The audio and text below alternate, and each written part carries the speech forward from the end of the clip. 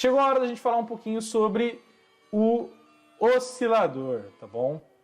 Ó, o fato é o seguinte: qualquer microcontrolador, seja ele qual for, tá? Então, por exemplo, se você analisar essa placa aqui, ó, se você analisar essa placa aqui, você vai ver que o nosso microcontrolador aqui tem esse componentezinho prateado aqui, ó. Tá vendo? O que é esse componentezinho prateado aqui? É um cristal oscilador. E qual é a função do cristal oscilador? A função do cristal oscilador é determinar, ó, anota isso aí e vem com a hashtag aqui para mim, cristal oscilador, tá bom? Fechou? Bom, a função do cristal oscilador é determinar a velocidade do clock do processamento interno dos blocos do seu microcontrolador. Então, o cristal oscilador, junto com os dois capacitores de estabilização, trabalham em conjunto para determinar qual será a velocidade de processamento de dados de todos os queridos blocos internos e periféricos do seu microcontrolador. E o fato é o seguinte: para microcontroladores, seja o microcontrolador PIC, que ainda é muito utilizado, tá? Ou para os microcontroladores Atmega 328, tá bom? Ou outros microcontroladores, tanto da Atmel quanto da Microchip, a frequência padrão usada para os cristais osciladores gira em torno dos megahertz. Quando eu falo que gira em torno dos megahertz, quer dizer que eles podem trabalhar com 4 megahertz, com 8 megahertz, com 10 megahertz, com 12 megahertz, com 20 megahertz, com 16 megahertz, com 40 megahertz, com 48 MHz, tá? Aí vai depender do quê? Vai depender do microcontrolador que você está trabalhando. Vai depender também de qual é a velocidade que você selecionou para o seu projeto. Vai depender se você quer fazer um sistema que precisa de mais velocidade de clock ou menos velocidade de clock.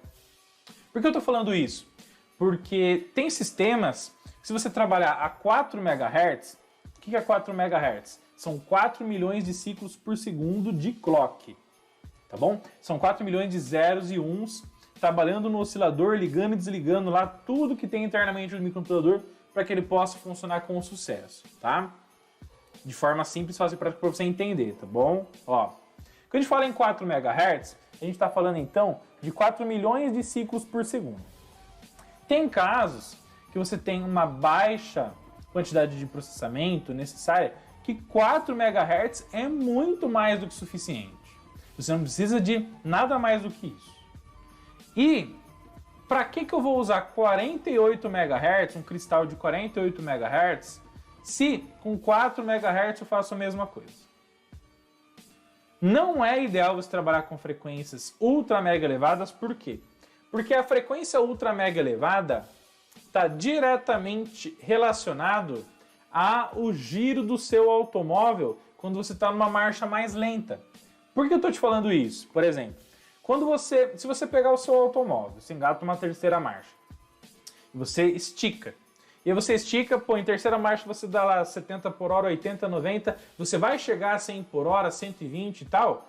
Vai, você pode até chegar, só que vai forçar demais o giro, a quantidade de rotações por minuto, vai ficar lá em cima, não vai?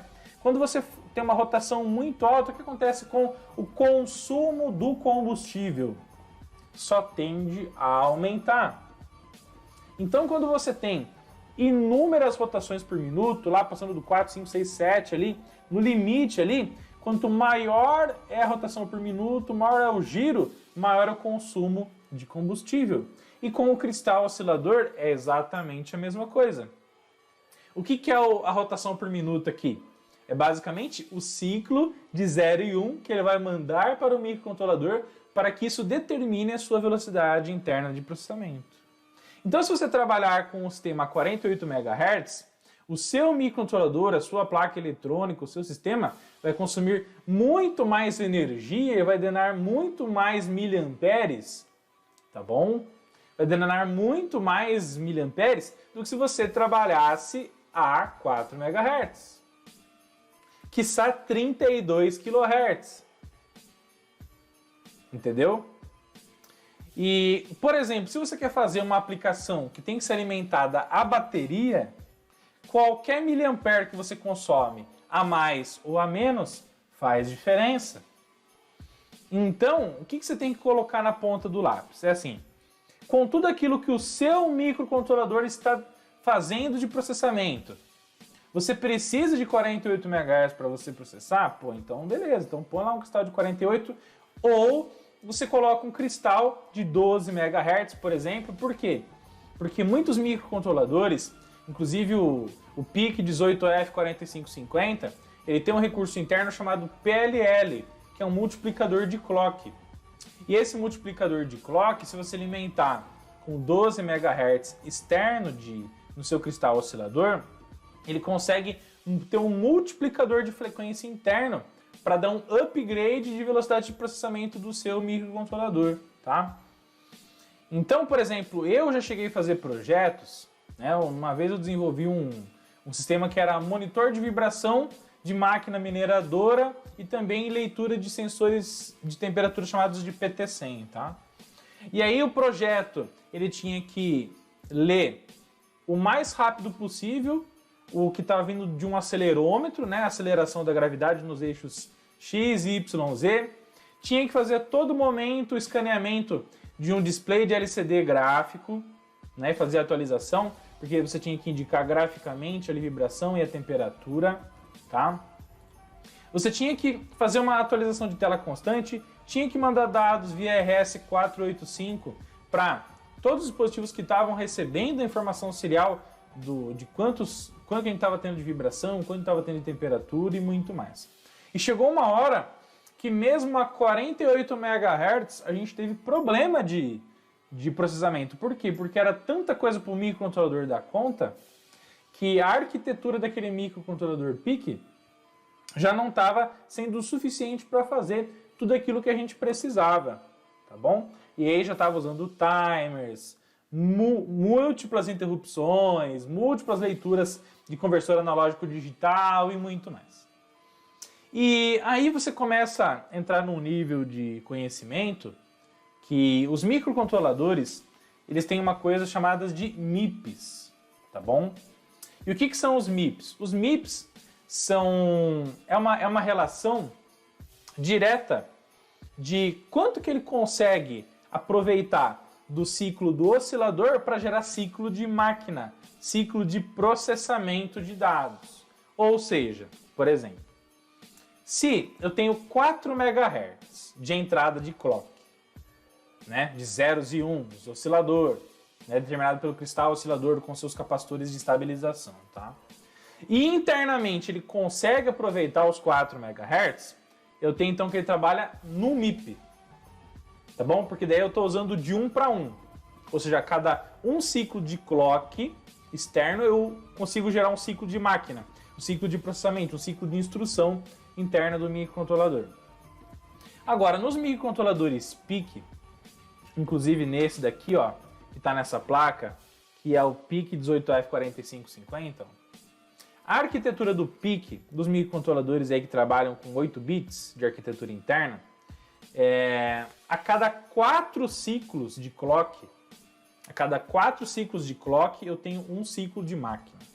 Ou seja, eu tenho 1/4 de MIP. Tá? Então, a cada 4 ciclos 01 do cristal, eu tenho um ciclo de máquina interno. Ou seja, tudo que eu estou colocando de velocidade do cristal para determinar a velocidade dele de processamento de informação, eu consigo aproveitar 1/4 só. E aí, por isso que daí é interessante você usar o PLL interno, multiplicador por 4, para você poder compensar isso. Ok? O Atmega 328, depois eu preciso confirmar no datasheet, mas se eu não me engano ele é um MIP. Ou seja, tudo aquilo que ele gera ele recebe de oscilação na entrada e consegue gerar na saída também. Agora tem microcontroladores que o MIP dele é maior do que 1, é 1.25, é 1,5, é 2, ou seja, de tudo aquilo que está gerando de clock no cristal, ele consegue gerar várias e múltiplos ciclos de instrução internos dele, tá? E aí, o que você tem que fazer? Você tem que começar, quando acontece esse caso aí que é o que eu vivenciei, você tem que começar a buscar microcontroladores que tenham ou arquitetura maior, então, por exemplo, não mais 8 bits interno, mais 16 bits, 32 bits, tá? Ou os MIPS com maior rendimento, para que com a mesma frequência você consiga gerar mais processamento de informação, você tenha maior rendimento, você consiga gerar mais resultado para o seu processamento. O resistor aqui de 1 MΩ, ele vai ser uma alta impedância entre o terminal de X-tal1 e X-tal2, para que também, junto com os capacitores C5 e C6, você gere uma estabilização do funcionamento do cristal de forma show de bola, tá bom? Para que ele controle ali o nível das impedâncias e o sistema funcione da melhor forma possível, tá bom? Vale ressaltar também que em relação ao cristal,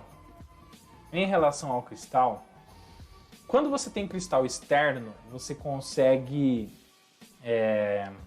ter uma precisão maior do tempo do ciclo de máquina, tá? Ou seja, se o cristal ele é 4 MHz, ele vai trabalhar com 4 MHz. Então, 4 milhões de ciclos por segundo. Então, você vai ter ali, por exemplo, 1 dividido por 4 ali, nanosegundos de ciclo de clock, né? Então, quando você precisa que o microcontrolador ele faça cálculos precisos baseados em tempo, e o tempo você vai usar como base o ciclo de máquina, que é determinado pela frequência que está aqui no nosso querido cristal, etc., é aconselhável que você use cristal externo. Tem aplicações que a precisão do tempo que o microcontrolador calcula nos seus timers, enfim, não precisa ser tão preciso assim, porque o projeto é algo básico, que a base de tempo dele, se tiver ali algum nanosegundo ou microsegundo a mais ou menos, não vai impactar tanto no desempenho do projeto, tá? Aí, você até pode usar o oscilador interno do microcontrolador, que daí você economiza o cristal, os 2 capacitores e o resistor aqui de estabilização, que são usados nos pinos X-tal1 e X-tal2, ok? E aí vocês podem, inclusive em microcontroladores que tem poucos I/Os, você pode usar esses I/Os aqui para controlar algo com esses 2 pinos, seja leitura de entrada ou manipulação de saída, mas aí para isso você precisa, com os registradores internos ou com diretivas do seu microcontrolador, você precisa desativar os pinos de cristal de oscilador externo. E aí com isso usar então o oscilador interno, tá? Ok? Beleza? Então, pessoal, o oscilador é o coração. É o coração, é o ritmo cardíaco. É o que determina se o seu microcontrolador vai trabalhar mais rápido, mais lento, vai consumir mais energia ou menos energia, entre muitas outras coisas. Ele determina a velocidade interna de processamento de dados do seu microcontrolador, junto com a sua estrutura, né, com os MIPS e tudo mais que a gente já comentou, tá bom?